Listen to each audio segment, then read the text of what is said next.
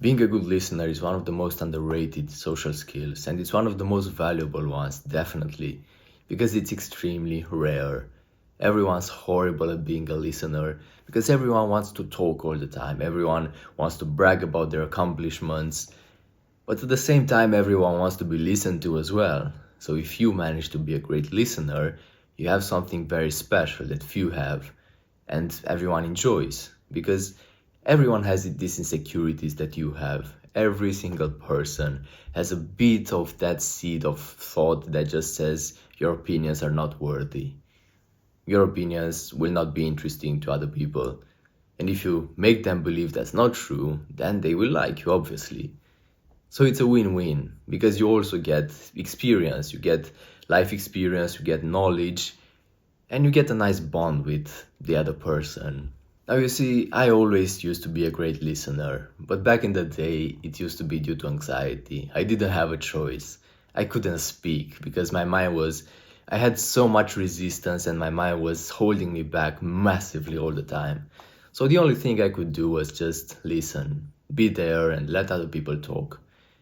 But was I really listening? And if you are in this situation as well, are you really listening? Are you really present? Or are you more present in your head, worried about how your belly is popping through and maybe your hair is not perfect, maybe your clothes are stained or whatever?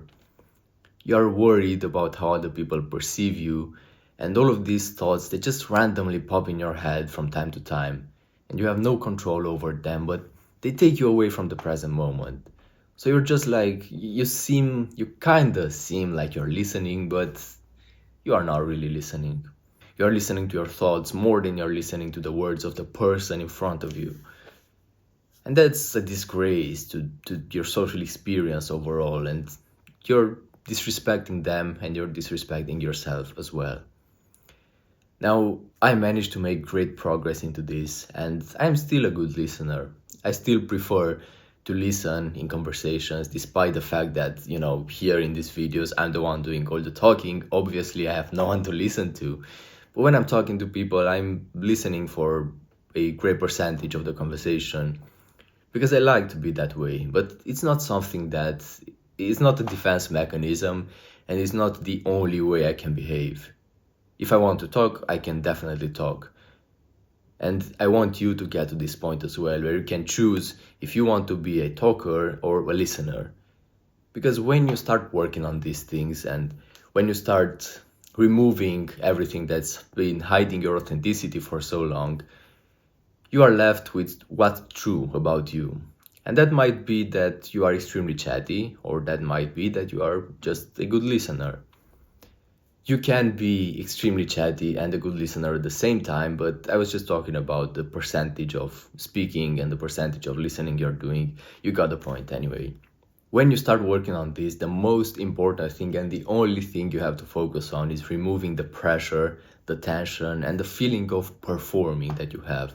Because by default, you engage in conversation and interactions with this idea that you have to perform to a certain ideal. You have the ideal you've set of the most charismatic version of you, and you want to reach that ideal as often as possible. So you already have a lot of tactics in mind and things you just know that get you the proper validation from people because you want to reach that ideal. If you don't manage to reach that ideal, if there is someone that's more charismatic and funny and whatever than you in the group, then you start feeling belittled, you start feeling anxious, and all that social tension just gets on steroids, and you lose control over yourself and your social experience becomes horrible. But if you work on this and you prioritize removing all the pressure, not performing and just being, because truth be told, you don't have to achieve anything, you are there to just have a good time. So you can just remove the pressure altogether.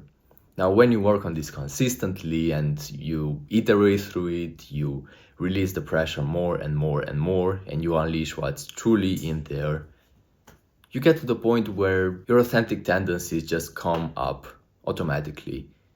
And you realize that you might be more of a listener or more of a talker. Now, whichever one of these you are, you still have to work on the skill of being a good listener, because this is a social skill.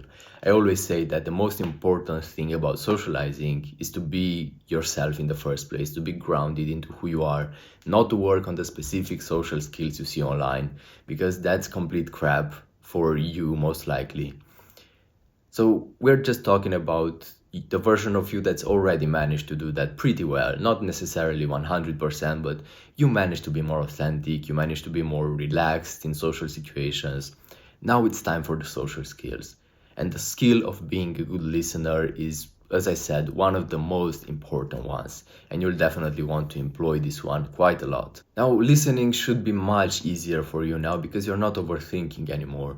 Your mind is much more still than it was before, because before you just had all of these thoughts and your brain was just overloaded with information. It was very hard for you to actually be present there. But now you can just listen. And what you have to understand about listening is that when you are listening, you are still communicating.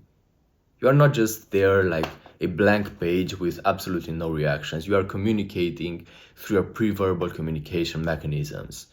You have facial expressions, you have body language reactions. All of these micro expressions contribute to your communication and your feedback to the person that's talking. And you can even just confirm what they're saying through stuff like, just to get them to understand that you are listening, you are truly there. Our enemy, as I said, is the overthinking. So you have to remove that completely and immerse in the experience of talking to the other person. That's the most important thing. And when you are truly listening, they can feel like you're truly listening, and you just see their face brightened up, because it's such a nice experience. It's just like you're caressing their soul when you're listening to them. They love that, and you love that as well, truth be told.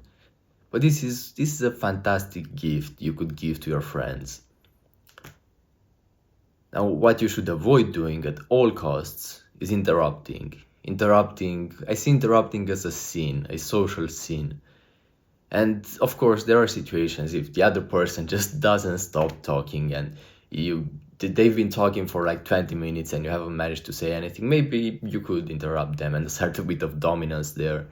But more often than not, you shouldn't interrupt anyone. You should just give them time, confirm what they're saying, give them the impression and not the impression, give them the feedback that you are truly listening, not just seeming like you're listening while being in your head and thinking about other things.